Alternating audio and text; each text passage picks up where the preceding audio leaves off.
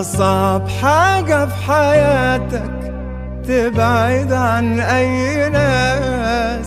لو كان البعد راجل كنت قتلته خلاص. لو كان البعد راحة كنا ارتحنا ونسينا.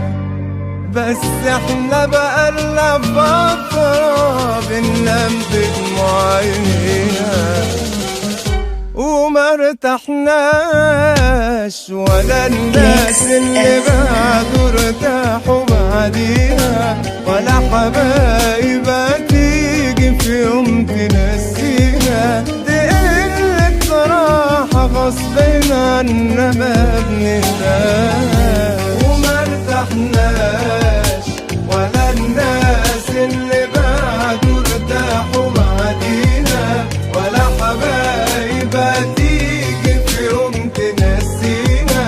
وقالوا هننسى بس احنا اللي ما بننساش.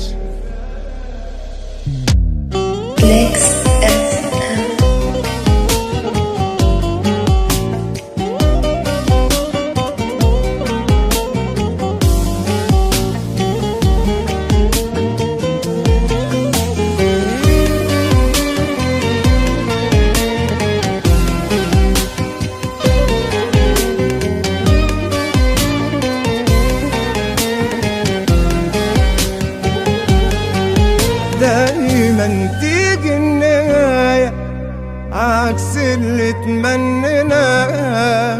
بعد ما تظبط حياتك على حد تكون معاه، تيجي الدنيا في ثواني تاخده بعيد عن ايدينا.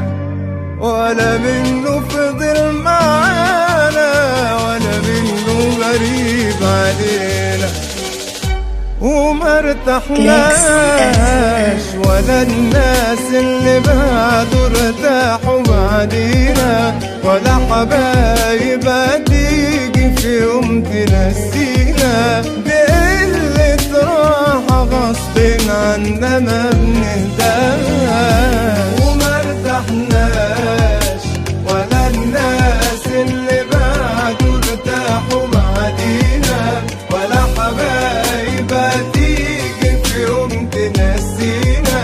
وقالوا هننسى بس احنا اللي ما